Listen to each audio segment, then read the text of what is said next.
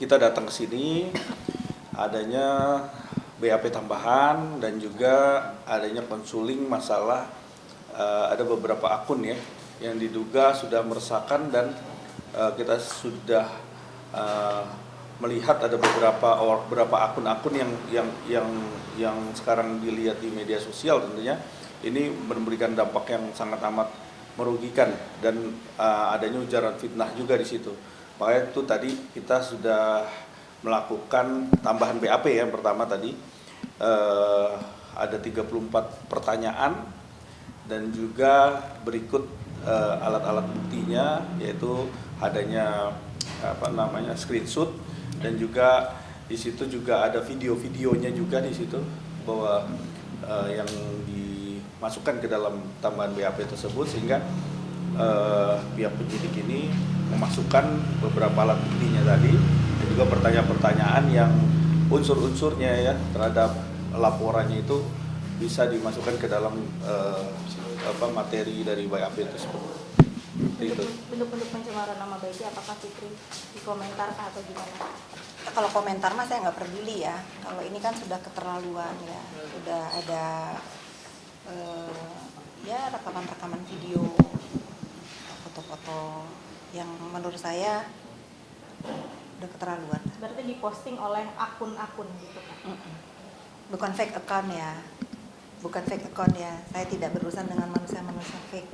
Saya berurusan dengan manusia yang ada, orangnya ada, akunnya memang bisa dipastikan milik yang saya laporkan. Kata-kata atau video terkait apa? Janganlah, biar jadi rahasia Mas Tommy. Iya. Berarti mengenal Fitri ya, akun-akun tersebut ya? Tahu, iya. Untuk identitasnya sendiri gimana ya Kak Fitri? Udah dikantongin sedetail mungkin kah? Apa gimana sih mungkin? Yang pasti bukan fake account ya. Dari kalangan masyarakat biasa, Yang pasti selebritis. bukan fake account ya. Pernah berteman dekat? Yang pasti bukan fake account. Kak Fitri ini kan menyerang anak juga ya? Iya. Bisa diceritain gitu Kak, apa sih yang akhirnya membuat Kak Fitri terganggu? Ya sudah, nanti Mas Tommy lah yang ini. Itu kan jadi jangan masuk ke materi ya. Ya pokoknya ada beberapa account yang saya laporkan dan bukan fake account. Dampaknya ke anak gimana sih Kak? Ya jangankan ke anak-anak ya, kalian aja lah kalau setiap hari berkali-kali atau berbulan-bulan kan gerah juga ya gitu. Saya berada di sini itu buat anak-anak saya dan buat keluarga saya.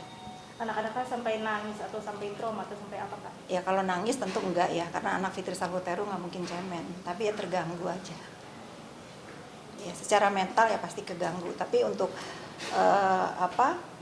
yang diharapkan gitu nangis atau apa yang enggak, tapi ya namanya manusia biasa ya Mas Tommy, pasti secara mental, psikis pasti keganggu, sangat keganggu. Berarti Apa yang kalau keluar dicurhatin? rumah membawa kayak semacam pengamanan juga nggak sih? Artinya kan ini menyangkut anak ya?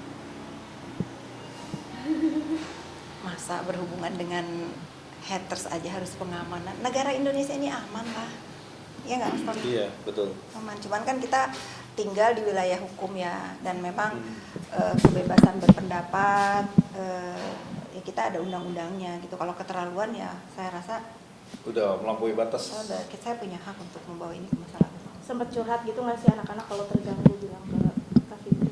Iya udah pasti kalau itu. Kak tadi yang teror juga Kak bisa Iya nih Mas Tommy yang jawab ya masalah Iya, itu. kalau yang teror ya, yang teror tadi kan udah jelasin tuh masalah sekarang ini CCTV sudah dijadikan sampel dan diambil oleh laboratorium forensik Mabes Polri untuk bisa diidentifikasi oleh digital forensik. Berikut dengan CCTV bentuk kejadian dari pertama sampai akhir ya, tentunya pasti lebih detail ya. Nah ini kan makan waktu sekitar 3 minggu. Kalau kita lihat dari penyidik kemarin masih belum ada informasi hasil terhadap hasil. Jadi kita masih menunggu itu sampai menunggu labcu daripada laporan. Semoga ada titik terang. Kita juga mau agar ini bisa diungkap ya cepatnya. Kita juga nggak diam aja, kita juga ada langkah-langkah apa sih yang bisa membuat ini bisa terungkapkan seperti itu. Berarti pihak kepolisian belum mengantongi ya identitas dari si pelaku? Kalau mengantongi tentunya ada beberapa petunjuk, ya kan? Dari petunjuk-petunjuk itu kan harus dilengkapi oleh dasar-dasar pembuktian yang kuat. Nah, inilah yang harus di pihak kepolisian lagi bekerja keras. Ini kita berharap ya cepatnya bisa diungkap. Ada kemungkinan berkaitan nggak sih dengan yang Kalau pencemaran berkaitan atau enggak itu kan sebenarnya pihak kepolisian yang bisa lihat di sini kan. Kalau kita cuma menduga boleh aja praduga, tapi kan semua harus alat buktinya yang cukup. Jadi jangan hanya cuma kita menduga aja. Kalau praduga sih tentunya pasti ada aja. Tapi kan ini harus dikuatkan, ya, dikuatkan bukti. Ya. Mungkin dari CCTV itu sendiri apa sudah terlihat? Hasil dari Mabes Polri belum. Nanti kita akan rilis, kita akan lihat kalau memang ini udah ada hasilnya. Nah, tentunya dari pihak Jatan Ras Polres Tangsel memberikan informasi ya hasil dari penyelidikan di dari penyelidikan di CCTV ya forensik ya, itu yang terpenting itu karena tuh proses pengambilan gambar itu sangat amat kelihatan harusnya ya, tapi kan kalau lihat kasat mata memang nggak kelihatan, tapi kan kalau di Mabes Polri lebih detail nanti. Lebih kelihatan. Kalau Tapi bisa bentuk teror. balik waktu itu terornya dalam bentuk apa sih Bang? Kalau dugaan, kita melihat dugaan itu seperti penembakan. Tapi bentuk dari penembakan itu apakah senjata tajam atau rakitan atau ketapel. Tapi kalau dilihat dari bentuknya itu bisa sampai pecah kaca yang lumayan tebal, itu saya rasa itu ada bentuk seperti pistol. Ini baru dugaan ya, karena kan kita belum tahu nih seperti apa gitu. Kejadiannya berarti malam ketika nggak ada aktivitas di Ya kantor? tentunya pasti ada kemungkinannya di jam-jam kecil, tapi kita belum tahu nih. Nanti kan CCTV yang lihat nih petunjuknya. Tapi Di kalau jam untuk berapa. bocorannya sendiri pada saat mungkin penembakan atau itu menaiki kendaraan atau memang dia berdiri di depan? Wah itu belum kelihatan karena kita belum melihat tuh dia pakai kendaraan motor, mobil atau jalan kaki kan seperti itu. Belum. Atau terbang ya? Atau terbang mungkin. Tapi menurut Kak Fitri sendiri apa sih mungkin motif dari si OTK ini? Apakah karena punya masalah pribadi atau gimana mungkin? Saya curiganya cintanya ditolak. Ya Mas Tony. Iya, bisa juga. Tapi ada saksi nggak sih Kak Fitri soal kejadian sendiri?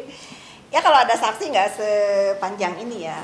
Pokoknya saya serahkan urusan teror meneror ini ke Mas Tommy yang sudah partner kerja saya juga. Saya merasa nyaman didampingi oleh Mas Tommy dan seperti yang saya mau ya. Saya tuh jarang banget punya urusan baru ini kayaknya baru pertama kali ya. Sekarang dan tentu saya sangat berhati-hati memilih lawyer. Kalau saya memilih Mas Tommy itu udah paling tepat karena tidak juga semena-mena memberikan statement, terus kita juga dengan sabar menunggu hasil dari pihak kepolisian atas laporan-laporan saya. Semoga aja masalah ini menemukan titik terang dan ada kepastian hukum buat atas laporan saya gitu ya Mas Iya, Tony ya. betul. Fitri, flashback sedikit, kan kejadian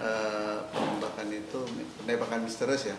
Itu kejadiannya ketika ada huru-hara dengan mantan sahabat. Ada kaitannya nih? Nggak boleh fitnah, nggak boleh seuzon. Ya seperti Mas Tommy bilang tadi, kalau kalian mau menduga-duga ya silahkan aja. Tetapi saya mendengarkan penasehat hukum saya nggak boleh menuduh. Ya kita serahkan saja. Ini kan bukan menuduh, menduga gitu. Ya itu kan kamu yang menduga kan, bukan saya. Kalau saya emang nggak ada. Kalau menurut Saya Kak Kak Fitri Fit sendiri dilaporin di Polres teror- gimana tuh Kak Fit sama mantan sahabat? Masa sih? Iya. Ya sudah, semua warga negara Indonesia kan berhak melapor itu hal yang biasa. Kak Fit Nggak kan masalah. beberapa waktu lalu kan sempat di demo kantor itu. Nah itu seperti apa? keterlaluan ya, itu yang perlu saya jawab ya. Nah itu bentuk-bentuk teror konyol ya. Saya sudah bikin sayembara ke follower saya juga, kalau memang ada orang yang tertipu oleh saya atau saya punya hutang sama siapapun datang ke hadapan saya kasih uang 1 miliar. Saya sudah siapkan uangnya, sampai hari ini nggak ada orang yang menjadi korban tipuan saya, nggak ada orang yang saya hutangi, nggak ada. Akhirnya kan saya jadi sombong gitu. Karena semua orang bisa aja mengklaim menuduh A, B, C ini ya hak-hak aja. Tapi ulah-ulah konyol ini yang menurut saya tuh jijik, bukan saya keganggu ya. Saya jijik gitu ngeliat ada segerombolan ibu-ibu, kan kasihan sama mereka cuma dibayar 300.000 untuk begitu. Itu keterlaluan loh. Kecuali yang saya nggak bisa bilang demo ya. Apa katanya di dunia maya itu? Ya nggak ngerti lah, kalau demo katanya kan harus bawa spanduk apapun, itu kan namanya bentuknya teror. Ya, itu namanya bentuknya teror gitu. Saya masih berbaik hati loh untuk tidak melaporkan, padahal saya sudah punya semua KTP ibu-ibu itu. Tapi saya merasa buat apa saya melaporkan mereka juga yang hanya sekedar mau uang makan gitu. Karena saya tahu siapa yang menyuruh. Nah, nanti tunggu aja siapa yang menyuruh kehuru-haraan di hidup saya ini. Satu hari kamu akan face to face sama saya.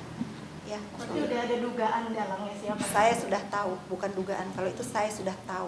Mengenalkan. Nggak usah.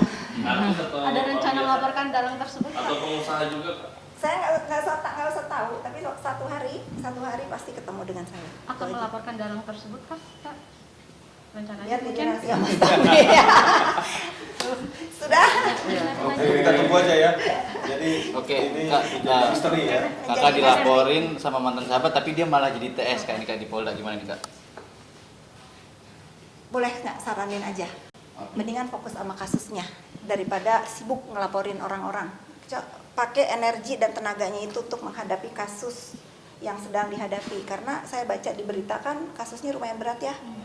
Ada undang-undang Pemerasan. TPPU, pemerasan gitu. Ya sudah, kalau memang saya dilaporkan, ya sudah saya akan hadapi gitu. Tapi yang jelas dulu laporannya apa, yang dilaporkan siapa, barang buktinya apa gitu. Ya jangan gini loh, kan banyak nih orang-orang di Indonesia ini ya ngegebuk orang mau digebuk balik nangis gitu. Itu cemen namanya ya.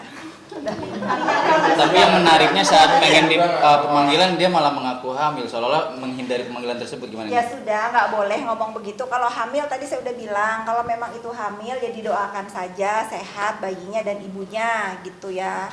Tetapi kalau ada penggiringan opini, karena kita nih saya sebagai ibu-ibu juga, kalau memang ada ucapan nih beberapa yang DM ke saya, oh bangga dengan kehamilan di luar nikah, ya nggak begitu juga. Itu bukan contoh yang baik. Tapi kalian juga nggak boleh tiba-tiba menghakimi seperti itu. Siapa tahu misalnya udah ada nikah siri, memang tidak diekspos dan lain-lainnya. Apapun itu, ya kita doakan kalau masalah kehamilan, doakan aja yang terbaik. Tapi menduga nggak sih Kak, dia teman dekat kakak dulu bakalan jadi tersangka?